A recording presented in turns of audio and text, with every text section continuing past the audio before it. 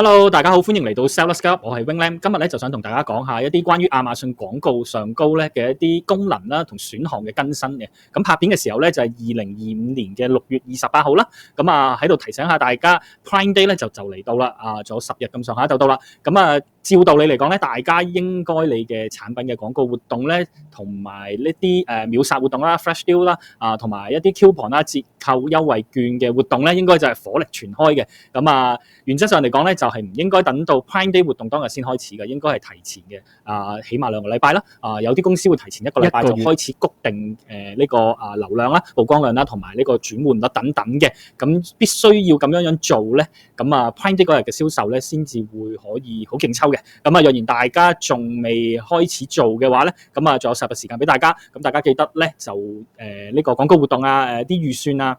就應該要盡量谷爆佢啦。咁有啲咩 coupon 可以就提供啲優惠券俾買家啦，盡量可以爭取多啲曝光量同埋呢個轉化量啦，從而令到 Prime Day 嘅銷售可以非常之好啦。咁當然個大前提底下咧，就要大家個庫存量需要足夠啦，同埋大家本身嗰個同埋大家本身咧係 Prime Day當日活動咧，嗰2-3日裏邊咧，你係有 join 到一啲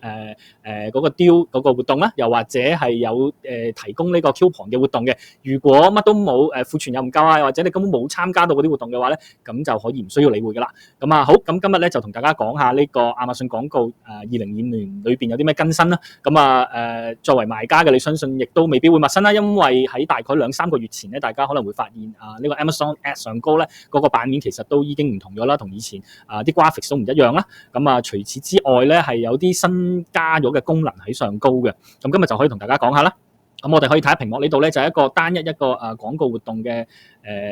嗰個ad group 啦。咁大家睇到第一個，咁然之後咧，我哋可以撳 bid adjustment 呢度啦，就係我哋嗰個競價調整嗰度咧，其實亞馬遜有作出更改嘅。咁首先一撳咗落去之後，我哋睇到placement 呢度啦，咁同以前一樣啦，都係 top of search west of search product pages 等等啦，係咪？咁然之後我哋可以睇到第2度呢度咧就已經唔同咗啦 ，Amazon Business Placement。咁呢一個新加嘅功能咧，就係專門針對呢個 Amazon.com 上高一啲business buyer 嘅。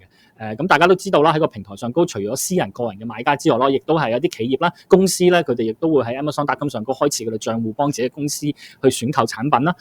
例如一啲可能公司會有辦公室啦，咁辦公室裏邊就需要有用到嘢啦。例如可能凳啊、台啊、釘書釘啊、筆等等啦，係咪？咁又或者大家都知道 Airbnb 啦，咁大家 Airbnb 就係啲出租嘅屋啦，斷日出租去俾人哋去度假等等啦。咁如果大家有 Airbnb 嘅 property， 咁你當然係會有註冊一間公司 LLC 啦。咁你一間屋裏邊咁啲人入去住，你有好多嘢選好噶嘛，例如洗手液廁紙有乜都好。咁你嗰間屋咁隸屬個公司，咁可能你會去 Amazon.com 嗰度去開設一個賬戶，幫間屋去買好多會有消耗嘅產品噶，係咪？等等等等。咁呢一個功能咧，新增功能咧就係俾你去針對嗰啲受眾嘅。咁任何喺 Amazon.com 上高有 business account 嘅買家，咁大家如果你產品係針對性地適合佢哋嘅話咧，你就可以去呢度 bid adjustment 呢度咧去提高呢個你個廣告活動嗰個 bid 嘅百分比，從而幫自己嘅產品去爭取更加多嘅曝光量同埋呢個更加好嘅廣告位置，去將你嘅產品俾嗰一類嘅買家去睇嘅。咁然之後咧，另外一個新增嘅功能咧就係 audience 呢度啦，就即係受眾啦，嗰個本身嗰個消費嗰個買家啦。咁我哋撳咗落去呢度之後咧，我哋可以睇到 change audience 呢度啦。撳咗落去之後咧，我哋就 click increase bid 呢度啦。撳咗落之後咧，就有3個選項俾你嘅。第一個選項咧就係 high likelihood to purchase 啦，就based on 呢個 recent shopping 呢個 activities 啦，就即係算法根據嗰個買家佢最近喺 Amazon 上高嘅活動，從而定斷嗰個買家咧就會比較高成數去購買某一種嘅產品，嗰啲買家咁可以俾你選擇呢一隊嘅受眾去提高你個 bid 啦。咁第二個咧就係 check 個係 click or add brands ported to cart， 就係咧曾經將你嘅品牌嘅產品咧加入到佢自己購物車上高嘅受眾啦，又或者曾經購買過你產品嘅受眾 purchase brands ported 啦。咁有多咗3個呢一個選項咧，就係俾大家去調整，需要咧就睇下大家需唔需要咧去將你嗰個廣告活動嗰個競價個提高個百分比，從而將你嗰個產品咧就展示俾嗰啲買家去睇嘅。咁咧一般嚟講直接啲講啦，最多人用嘅咧就第一個呢個啦 ，high likelihood to purchase 啦。咁因為我哋打廣告最想就係當時即時性做到生意，做到銷售啊，係咪？咁如果難得有一個買家，而家就喺 Amazon.com 上高，咁算法知道佢其實係 ready 去買嘢噶啦。咁喺咁嘅情況底下，咁對於好多 seller 嚟講、賣家嚟講，當然唔介意俾高少少廣告費將自己嘅競價提高，然之後將自己嘅產品展示喺面前，希望可以即時性做到生意啦。咁其餘嗰兩個咧，咁就係將基本上就係等於將自己嘅產品再次展示俾自己嘅受眾啦，就即係佢其實已經本身可能將你嘅產品加入到購物車，只不過係冇購買啦，又或者一啲根本熟悉你嘅品牌、你嘅產品嘅受眾，佢買過嘅，咁然之後你再次展示俾佢睇嘅。咁第二、第三個呢一類受眾咧，已經識得你品牌嘅受眾咧，咁其實大家都可以去用啦，用呢個功能啦，提高你個 bid 啦，將自己產品再次展示俾佢哋啦。咁但係我自己覺得咧，就做呢個動作咧，其實亦都好講本身你嗰個產品啦，又或者本身你嗰個廣告嘅設定嘅時候，你 target 除咗 target 受眾之外，你 target 去關鍵詞啊，定還是 target 個 category 啊，你嗰個本身嗰個產品嘅類別啊，又或者係競爭對手頁面等等咧，其實係需要好清楚了解你本身個廣告活動嘅設定，從而先至去將你自己呢個廣告活動嗰個 bid 咧就提高。因為假設簡單啲講句啦，譬如我而家揀呢個曾經將我嘅產品加入到購物車嘅受眾啦，咁樣啦，咁其實今日佢 Amazon.com 咁都假設我而家嗰個廣告嗰個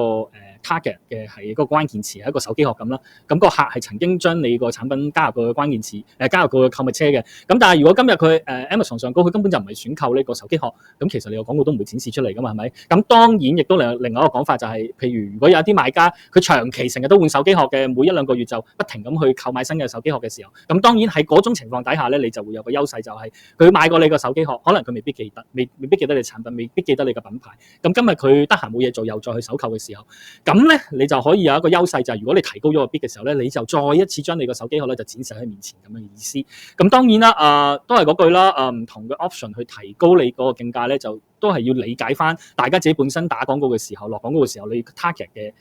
係一啲咩關鍵詞，或者啲target 喺咩啲頁面上高而配合嚟用咧，先可以達至個效果嘅。咁 anyway，咁最多人常用嘅就係第一個呢個啦嚇，都係嗰句啦嚇，因為而家就即當前算法就知道有買家係 ready 即刻購買產品㗎，係咪？咁大家可以提高10%、20%到100%不等啦。咁少少個 tips 俾大家就係，大家唔需要好着急話一下要用50、100%咁樣嘅，可以慢慢嚟10個、20% 咁去提高啦，係咪？咁但係對於我自己嚟講咧，如果我本身有一啲好嘅廣告活動已經 run 得好好噶啦，所有數據都好靚嘅時候咧，我係唔會做出任何嘅改變，我係唔會調整嘅，我會由佢喺度嘅，因為任何嘅調整就會產生變化，有變化就可能會係向好，亦都可能會壞噶嘛。咁我有一個廣告活動做得好地地，我做咩要搞佢咧？係咪？咁調翻轉頭嚟講，如果有啲廣告活動，我係需要優化嘅，又或者當前而家 Prime Day 嚟啦，哇唔得，我要火力全開，我要開多好多組唔同嘅廣告去爭取多啲銷售嘅時候，咁我就相對就可能會用到呢一個功能啦 ，High Likelihood to Purchase 呢個，我會提高嗰個bid 啦，咁樣。咁但係呢個咧就係隨得大家啦，當然亦都係嗰句，大家要了解清楚每一個選項、每一個功能，然之後配合埋你本身廣告個目的嗰個定位，然之後先可以產生到最好嘅效果噶嘛，係咪？咁然之後咧，跟住落嚟我哋就可以睇下。跟住落嚟咧，我哋就可以睇下呢度 campaign setting 呢度啦。咁然之後我哋拉落去咧，我哋就可以見到呢度 settings for ads serve off Amazon。咁其實而家大家都可能會知道咧，就係 Amazon 嗰啲廣告咧係有新增嘅功能，就係你可以 on or off Amazon 嘅。咁呢個 increase reach 呢度咧，咁就係咧俾大家嗰個產品嘅廣告咧，唔單止喺 Amazon.com 上高展示出嚟啦，就喺Amazon 站外其他嘅渠道底下咧都可以展示出嚟嘅。例如咩咧？例如Amazon 有陣時會 send email 俾你啦，介紹啲產品俾你啊，又或者話俾你聽而家有啲咩促銷活動做緊啦，又或者會喺將你個廣告你個產品嘅廣告咧就會喺Google 嗰啲頁面出嚟啊 ，Google 搜索頁面出嚟啊，或者喺 Facebook 啦，最常見嘅好多時有啲買家喺 Amazon 度玩完一輪嚟啦，跟住又去 Facebook 嗰度碌下睇下嘅時候，突然間又彈翻啲相似或者同一個產品出嚟等等，呢個咧就係 increase reach 嗰個功能啦。咁就如果大家本身已經有啲廣告喺度做緊嘅時候咧，Amazon 就已經將你自動地幫你個廣告咧，就係去調校到 increase reach 呢一度嘅，就 on and off Amazon 都將你嗰個產品展示出嚟嘅。咁然之後咧，大家可以手動咧自己去搞翻 limit off Amazon spend 嘅，就係如果大家覺得喂我個廣告活動已經唔係咁好 ，ACoS 都好高咯，你仲要我搞咁多嘢唔好啦，我 limit 咗佢啦，我就淨係將我嗰個產品嘅廣告展示 Amazon.com 上高。點解會有咁嘅諗法咧？原因就係因為其實都係嗰句啦，去得 Amazon 上高嘅買家又或者人都好啦。目的就係諗住要買嘢啊嘛，你唔會話唔係買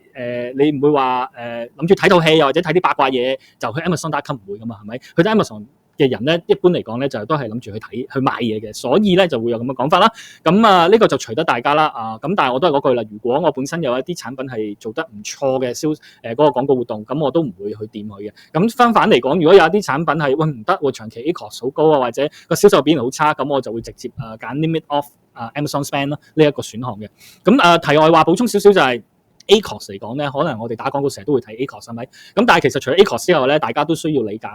TACoS 嘅呢個 Total Advertising Cost of Sale 啦。我有條片咧詳細就專門講 TACoS 嘅。咁因為點解會咁樣特別提出嚟咧？就係好多時我哋睇啲廣告活動咧 ACoS 好高，但其實咧可能佢個 TACoS 係好靚仔，呢個要大家計過先知嚟嘅。如果 ACoS 大家齋睇 ACoS 覺得好高，咁啲廣告就亂咁調整啊，或者直頭成個廣告刪咗嘅話，咁係好影響嗰個產品本身嘅整體銷售。咁你嗰個 TACoS 原本好靚仔嘅數據，就一下子就變咗冇咗嘅。咁所以大家如果想喺 Amazon Ads 上高投到精準嘅廣告，有效率、高效率嘅廣告，長期實現到長期嘅利潤嘅話咧，係好需要清楚了解 TACoS 係一樣咩嚟嘅。咁詳細大家可以睇翻嗰條片啦。咁然之後我哋再睇，咁其實新加嘅功能裏邊咧，點樣影響到我哋去投放廣告咧？假設今日大家如果我哋要開一個新嘅廣告群組出嚟啦，咁我哋會嚟到呢個頁面啦，係咪？咁我哋假設嚟到 Sponsor Product 呢度，大家可能亦都會知道，而家下低有一個新嘅功能咧，就係 Advertise Products Across Retail 啦。咁就係可以俾你將你嘅廣告咧就投放喺其他網站上高嘅。咁第一個咧就呢個 iHerb.com 啦，第二個就 Savvy.com 啦，第三個就係呢個 OrientalTrading.com。咁其實佢哋係咩嚟嘅咧？咁其實可能大家都會睇過啦。第一個嗰個咧就係一個專賣啲維他命啦，應該係或者保健品啊、護膚品等等嘅網站啦。第二個咧就係一個超級市場嚟嘅，專門賣呢個中國或者亞洲其他國家食品嘅網站啦。第三個咧就係一個專門針對小朋友或者年青人嘅產品嘅網站嚟嘅。咁大家就可以按照自己嘅需求睇下需唔需要將自己嘅產品投放去嗰啲網站上高啦。咁然之後咧，假設我哋而家要設置一個新增嘅廣告啦，咁我哋撳 continue 啦 ，right？ 咁然之後咧，我哋嚟到呢度一開頭呢度 ad group 呢度咧 ad group setting 嗰個 name 啦就冇變啦。咁跟住 site 呢度咧就已經有變化出咗嚟啦。頭先同大家講過，我哋有得針對 business buyer 去打廣告係咪？咁第一個咧就係 Amazon and Beyond 啦。咁如果大家揀咗呢個之後咧，就冇分話乜嘢類型嘅買家㗎啦。咁總之你啲廣告咧就係投放到任何一個買家嘅眼前啦。咁如果你揀淨係 Amazon Business 嘅話，咁你嗰個產品嘅廣告咧就淨係會展示俾business buyer 去睇嘅。咁如果係所有個人私人嘅賬戶嘅買家咧，就唔會睇到你個廣告嘅。咁又係嗰句啦，大家按照自己嘅產品去針對性去落廣告啦。咁如果大家係有啲企業或者 business 需要用到嘅產品，你可以試下另外單獨開一個新嘅廣告活動，就淨係俾 business 嘅買家去睇啦，係咪？咁然之後我哋拉落去下低 product 呢度一樣啦，冇變啦。targeting 呢度啦，都係嗰啲啦，自動投放手動投放等等啦。咁呢個就係我頭先講到除咗佢個新功能嗰度有得俾你揀受眾之外，咁大家揀受眾去增加你自己嗰個 bid 嘅時候咧，亦都好講睇你 targeting 嗰個定位係乜嘢㗎，係咪？然之後配合埋一齊用先得嘅。咁然之後我哋再落去咧睇咧，其實全部都一樣啦，冇變啦。咁然之後下低呢度，咁然之後我哋就繼續落下低睇啦，就嚟到 bid adjustment 呢度啦。咁然之後就同以往一樣有個 placement 咧，就係 top of search 啦、west of search 啦、product pages 啦等等。咁然之後就係呢度啦，旁邊呢個 new audience 呢度咧，就係頭先同大家講過啦。你可以唔 increase bid 嘅，冇問題嘅。又或者你揀咗 increase 之後咧，你就要揀嗰個受眾嚟增加你自己嗰個嘅 bid 啦。咁另外咧有啲嘢更新咗，亦都想同大家分享下咧，就係咧其實大概半年前咧，我哋發覺咧，我哋有都幾多嘅廣告活動咧，嗰個效率咧係有所改變嘅。原因就係大家知道你 keyword 揀 keyword 去落廣告嘅時候啦，你可以揀 bold 啦、face 啦同 exact 係咪？咁以往咧我哋好多採用 exact 嘅方法去投放啦，我哋個廣告啦。咁但係我哋發覺大概舊年年底開始咧，就唔單止係 exact 嗰個bid 咧就越嚟越貴啦，投到越嚟越貴之餘咧，嗰個效率咧亦都相對性下降。調翻轉頭嚟講咧，我哋就發覺咧 board 咧反為嗰個表現咧，好似開始越嚟越好。咁直至到大概一兩個月前啦，咁我哋自己本身落廣告嘅一啲廣告群組裏邊咧，我哋啲關鍵詞或者策略等等，亦都有一次調整嘅。咁當然調整就係如果本身做得好地地嗰啲，我哋就冇理佢啦。但係相對性係唔達標總之要優化嗰啲，我哋就調整一樣嘢咧，就係我哋咧會有將某一啲部分嘅關鍵詞咧由 exact 咧就轉咗去 board 嘅。咁相信咧呢個嘅變化亦都係因為亞馬遜係之前已經無論 Amazon.com 上高有啦，Amazon Ad 都好啦，亦都加入咗好多 AI 嘅技術落去啦，所以變相咧經過我哋超過半年嘅觀察以嚟咧，得出嚟結果就係有基本上啊，唔同類別唔一樣啊，唔同產品唔同經營需求唔一樣啊，但係基本上咧，我哋發覺咧 bot 嘅 keyword 咧，又或者係一啲自動投放 auto targeting 嘅廣告嗰個活動嘅出嚟嘅效果咧，就越嚟越好。咁相對性咧一啲 keyword 用 exact 嗰個方法去投放嘅廣告咧，個成本就越嚟越貴之餘咧，個效率亦都冇咁好嘅。所以我哋亦都1-2個月前咧，大概就開始有重大嘅調整咧，就係我哋可以睇下其中呢個廣告活動啦。呢個我哋就係其中一個廣告活動咧，將所有 exact 嘅 keyword 全部刪晒佢，然之後咧就將佢改咗做 bot 咁樣去打廣告啦。咁啱2-3個禮拜前先開始，咁出嚟嘅結果亦都唔錯喎。咁一開始就比我想象中嘅結果係會嚟得好多，因為一開始就都叫做 below 30% 啦呢個，咁當然要繼續觀察落去啦。咁但係咧呢個就係咯，大家可以留意一下，可以睇翻你自己亞馬遜廣告上高個活動睇下，觀察一下啦，睇下會唔會有相同嘅一樣嘅結論啦。咁但係以我哋觀察就大部分產品啊、廣告啊，全部都係咁樣一個趨勢嚟嘅。咁好啦，基本上今日嘅分享就到此為止啦。咁若然大家咧係對亞馬遜上高銷售有任何問題嘅話，就歡迎大家造訪我哋網站啦 sellerscaleup.com。咁我哋就有呢個陪跑啦 coaching service 嘅服務啦。亦都有專門幫人喺 Amazon.com 上高落廣告啦，又或者呢個 full account management 啦，全託管嘅服務啦，幫你管理你嘅帳號嘅等等，有好多唔同嘅服務啦。大家可以聯絡我哋啦，又或者若然大家只不過係話我有1-2個好複雜問題啊，或者有啲人唔明想了解，亦都歡迎你啦，可以評論區留言啦，或者透過 email 聯絡我哋啦。睇下可唔可以幫到大家啦。多謝晒大家今日嘅收看啦。希望下次再見大家之餘，而家大家即刻俾個 like 啦，支持一下啦 ，subscribe 我哋 channel 啦，評論區留言啦。好多謝晒大家，拜拜。